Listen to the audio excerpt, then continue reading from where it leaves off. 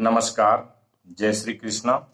दर्शकों, आप सभी को आज मैं आपके भाग्य उन्नति और भाग्य में रुकावट के बारे में जानकारी देना चाहता हूं कि क्यों आपके भाग्य में रुकावट आता है और क्यों आपका भाग्य साथ नहीं देता है, और अपने भाग्य को बदलने के लिए, उन्नति की ओर ले जाने के लिए आप क्या क्या कर सकते हैं। इस वीडियो को आप शुरू से अंत तक देखें, तभी आपको पूरी जानकारी समझ में आएगी। और आप इस वीडियो को पसंद आने पर लाइक करें, शेयर करें, सब्सक्राइब करें, जिससे कि आपको लाभ मिलने के साथ साथ आपके जानने वालों को भी इसका लाभ मिले। तो सबसे पहले मैं आपको बताना चाहता हूं कि आपका भाग्य साथ दे रहा है या नहीं दे रहा है, आप इसे कैसे जानें। इस बारे में आपको मैं बताता हूं कि यदि आप पूजा कर रहे हैं और पूजा करते समय किसी कुत्ता के भौंकने का या किसी जानवर की आवाज सुनाई देती है, तो आप समझिए कि आपका भाग्य साथ नहीं दे रहा है। पूजा के समय बच्चे के रोने या किसी सदस्य को नींद आती है, तो भी समझिए कि भाग्य साथ नहीं दे रहा है।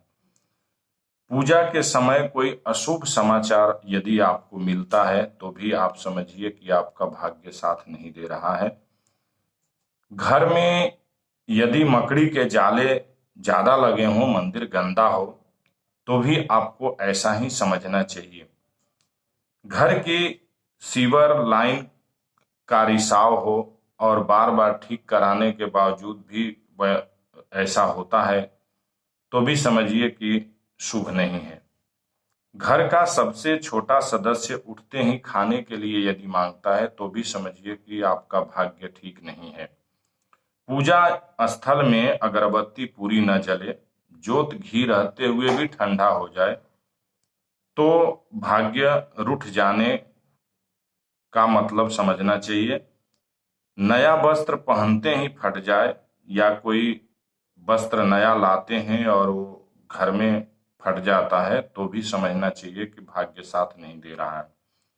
घर में शुभ कार्य में यदि कोई छोटा सदस्य या कोई बच्चा रोता है, तो भी समझिए कि यह शुभ नहीं है। खुशी के समय या आपके यहाँ कोई उत्सव या कोई ऐसा खुशी का अवसर हो, उसमें अगर आपका कोई रिश्तेदार क्लेश करता है, लड़ाई झगड़े करता है, तो भी आपको ऐसा समझना चाहिए कि आपका भाग्य साथ नहीं दे रहा है। सपने में यदि आप खंडहर, पुराना मंदिर, नाग नागिन अथवा वृद्ध या वृद्धा दिखाई दे, तो भी समझिए कि आपका भाग्य साथ नहीं दे रहा है। तो इस तरह से आप ये समझ सकते हैं कि आपके लिए क्या होना चाहिए जिससे कि आपका भाग्य साथ दे। अगर आपका भाग्य साथ नहीं दे रहा है, तो आपको ये सारी लक्षण दिखाई देते हैं और सुनाई देते हैं। अपने भाग्य को बदलने के लिए आप क्या क्या कर सकते हैं, इस बारे में मैं आपको जानकारी देता हूं। आप ध्यान पूर्वक इसे सुनिए और हमेशा अपने जीवन में उतारिए, जिससे कि आपका भाग्य अच्छा साथ दे और जीवन में आप अच्छी तरक्की और उन्नति करें। किसी भी वृद्ध व्यक्ति या सफाई कर्मी या किन्नर इत्यादि का अपमान कभी भी न करें, अपशब्द न बोलें। इनका संबंध हमारे भाग्य से प्रत्यक्ष व अप्रत्यक्ष रूप से होता है। दूसरा, घर से निकलते समय गुड़ खाकर व ठंडा जल पीकर ही निकलें, और संभव हो तो दरवाजे के आसपास कोई भरा हुआ जल पात्र रख लें और उसका दर्शन करके जाएं। सर्वथा भाग्य साथ दे, इसके लिए आपको गुरुवार के दिन पुष्य नक्षत्र में बरगद के 3 पत्तों को साफ करके एक पर गंगाजल और हल्दी से स्वस्तिक बनाएं, दूसरे पत्ते पर केसर से ओम लिखें और तीसरे पत्ते पर रोली गंगाजल से ओम बनाकर मंदिर में ही रखें। धूप दीप नैवेद्य इत्यादि से पूजन करने के उपरांत आप जिस पे श्री लिखा है, स्वस्तिक लिखा है, उसे आप अपने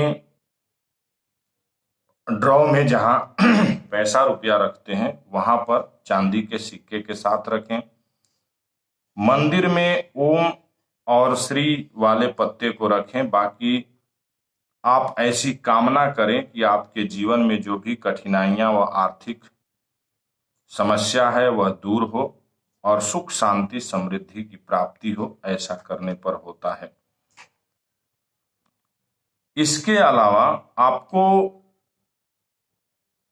अपने मुख्य द्वार के अंदर मां लक्ष्मी जी का तस्वीर रखना चाहिए, लगाना चाहिए, जिसमें मां के पीछे हाथी और सुवर्ण वर्षा वाला सचित्र हो।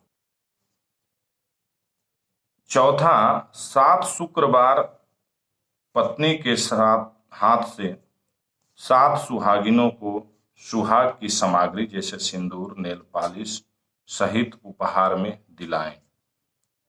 इनमें इत्र व अगरबत्ती भी होना चाहिए, ऐसा जरूर ध्यान रखें। आर्थिक मानसिक परेशानी अवश्य दूर होगी इससे। 21 शुक्रवार निरंतर संध्या काल पर मां दुर्गा को 5 चंदन अगरबत्ती अर्पित कर सफेद मिष्ठान चढ़ाकर मां की आराधना करें। इससे आपके भाग्य में बदलाव होगा। छठा, 7 शुक्रवार प्रातः स्नान करें, सफेद कढ़ाई वाले वस्त्र पहनकर साबूदाने की खीर बनाएं। खीर में मिश्री व केसर के साथ 21 हरी इलायची डालें और खीर को प्रथम लक्ष्मी नारायण मंदिर में अर्पित करें। फिर थोड़ी खीर गाय को खिलाएं और शेष बची खीर कन्याओं को या गरीबों में बांटें। इससे भी भाग्य बदलता है। सोमवार या बुधवार के दिन 108 आटे की गोलियां बनाएं और उनमें राम नाम लिखकर इसके पश्चात उन गोलियों को कड़वे तेल में हल्का गर्म करके मछलियों को खाने के लिए डालें। इससे भी आपका भाग्य जग जाता है।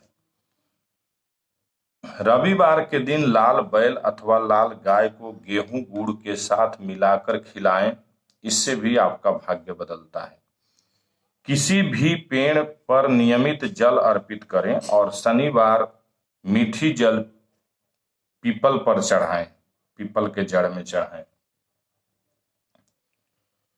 7 रविवार नारियल पर स्वयं की लंबाई जितना कलावा बांधकर बहते हुए जल में प्रवाहित करें।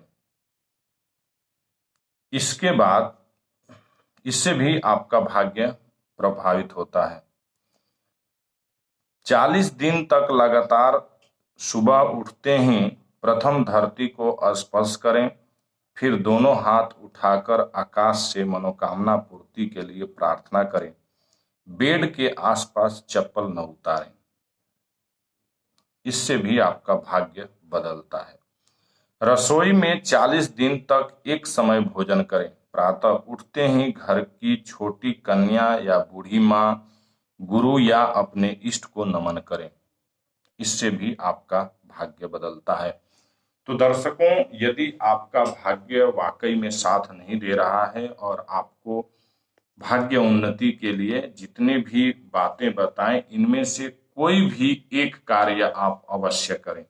आपको मैंने 13 उपाय बताए हैं भाग्य बदलने के लिए। 13 में से यदि कोई एक भी कार्य आपने कर लिया तो समझिए कि आपका भाग्य बदल जाएगा।